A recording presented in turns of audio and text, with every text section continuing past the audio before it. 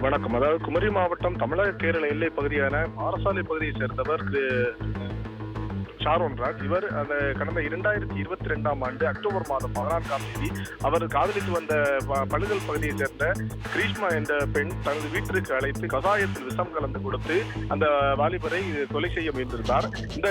இது சம்பந்தமான வழக்கு, அதாவது அவர் மருத்துவமனை சிகிச்சை அளிக்கப்பட்ட 18 நாட்களுக்கு பிறகு சிகிச்சை பலனளிக்காமல் உயிரிழந்தார். இது சம்பந்தமான வழக்கானது பாரசாலை போலீசாரால் வழக்கு பதிவு செய்யப்பட்டு விசாரணை நடைபெற்று வந்தது. இந்த விசாரணையின் போது போதிய ஆதாரங்கள் சேகரிக்கப்படாமல் இந்த வழக்கு திசை மாறும் நிலையில் இருந்து தொடர்ந்து ஷாரோனின் பெற்றோர் இந்த வழக்கு சிபிஐ விசாரிக்க வேண்டும் என்று உத்தரவு பிறப்பித்த நீதிமன்றத்தில் நாடினர். இதனையடுத்து சிபிஐ இந்த வழக்கை விசாரிக்க தொடங்கியதன் பின்னணியில் இந்த வழக்கு தீவிரமடைந்தது. இதனையடுத்து ஷாரோனை கிரீஷ்மா தான் கொலை செய்தார் என்பதற்கான ஆதாரங்களை போலீசார் தீவிரமாக சேகரிக்க தொடங்கினர். மேலும் அவரிடம் நடத்திய விசாரணையில் முதலில் அந்த வழக்கு அதனை தான் செய்யவில்லை என்று நிராகரித்து வந்த கிரீஷ்மா ஒரு கட்டத்தில் தன்னால் முடியவில்லை என்பதை உணர்ந்து தான் ஒத்துக்கொண்டார். இதனையடுத்து இவருக்கு உறுதுணையாக இருந்த அவரது தாயார் மற்றும் தாய்மாமன் ஆகியோர் மீதும் போலீசார் வழக்கு பதிவு செய்து கைது செய்தனர்.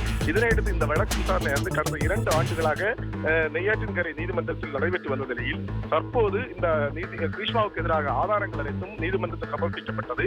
இதனையடுத்து இன்று நீதிமன்றம் இந்த வழக்குக்கு இறுதி தீர்ப்பு அளிப்பதாக அறிவித்திருந்த நிலையில் காலை 11 மணிக்கு கிரீஷ்மா மற்றும் அவரது தாய்மாமன் மற்றும் தாயார் நீதிமன்றத்தில் ஆஜராகினர். தொடர்ந்து இந்த விசாரணை முடிவுக்கு வந்து நீதிபதி அந்த வழக்கில் கிரீஷ்மா, அதாவது காதலனை விஷம் கொடுத்து கொண்டது கிரீஷ்மா தான் என்ற ஆதாரங்கள் அடிப்படையில் அவரை குற்றவாளி என்றும் அதற்கு உறுதுணையாக இருந்தது அவரது மாமா என்றும் மாமா நிர்மல்குமார் என்றும் ஆகிய இருவரையும் குற்றம் சுமத்தி அவர் குற்றவாளி என அறிவித்தார். மேலும் இந்த வழக்கில் அவரது தாயார் சிந்து குற்றமற்றவர் என்று அவருக்கு எதிராக எந்த விதமான ஆதாரங்களும் இல்லை என்றும் அறிவித்திருந்தார். தொடர்ந்து இதற்கான அதாவது இந்த தண்டனை விவரங்கள் நாளை காலை அறிவிக்கப்படும் என்று நீதிபதி அறிவித்துள்ளார். அதாவது பெரும் பரபரப்புக்கிடையே கடந்த 2 ஆண்டுகளாக இவர்கள் அந்த ஷாரோனின் பெற்றோர் இந்த வழக்கில் நீதி வேண்டும் என்று தொடர்ச்சியாக போராடி வந்த நிலையில் இந்த கொலையை செய்தது கிரீஷ்மா தான் என்றும் அதற்கு ஆதரவாக அவரது மாமா இருந்துள்ளார் என்பதையும் நீதிமன்றம் அறிவித்துள்ளது. தொடர்ச்சியாக அந்த தாயார் விடுவிக்கப்பட்டதை அவர்கள் எதிர்த்து உயர் நீதிமன்றத்தில் வழக்காட போவதாகவும் பெற்றோர் அறிவித்துள்ளனர். இந்த வழக்கு கடந்த 2 வருடங்களாக நடைபெற்று வந்த நிலையில் தற்போது நல்ல ஒரு தீர்ப்பு வந்தது அவர்களது பெற்றோர் மத்தியில் மகிழ்ச்சி ஏற்படுத்தியுள்ளது.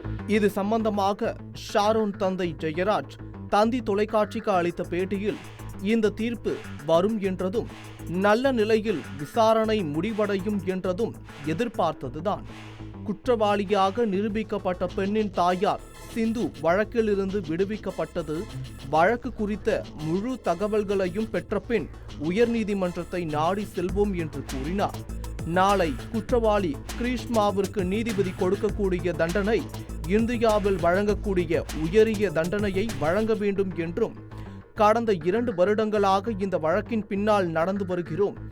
இந்த வழக்கை விசாரித்த அதிகாரிகள் அனைவரும் சிறப்பாக செயல்பட்டு நல்லதோர் தீர்ப்பை பெற்று தந்துள்ளனர். அதேபோன்று கேரள செய்தி சேனல்களும் சிறப்பாக பங்களிப்பு செய்தனர். அரசும் நல்ல முறையில் உதவி செய்தனர். கடந்த 30 வருடங்களுக்கு முன் சுப்ரீம் கோர்ட் உத்தரவு உள்ளது. எல்லை பகுதியில் நடைபெறும் வழக்குகளை அவரவர் விருப்பத்திற்கு ஏற்ப வழக்கு தொடரலாம் என்று. ஆகையால் இந்த வழக்கு தமிழகம் விசாரிக்க தேவையில்லை.